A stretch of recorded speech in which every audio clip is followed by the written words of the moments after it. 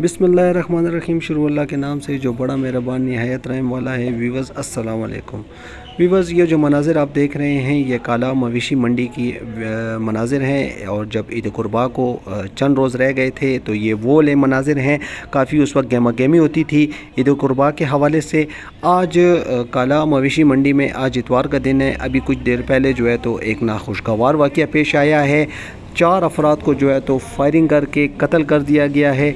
अभी कुछ देर पहले ये मंडी से अपडेट आई हैं, तो हमने सोचा कि मवेशी मंडी के हवाले से जो है तो अपने व्यूवर्स के साथ ये जो वाक़या पेश आया है नाखुशगवार, जिसमें 4 अफराद को कत्ल कर दिया गया है, तो ये अपने व्यूवर्स के साथ शेयर कर लें। पेशावर में ये मंडी आबाद है GT रोड पर।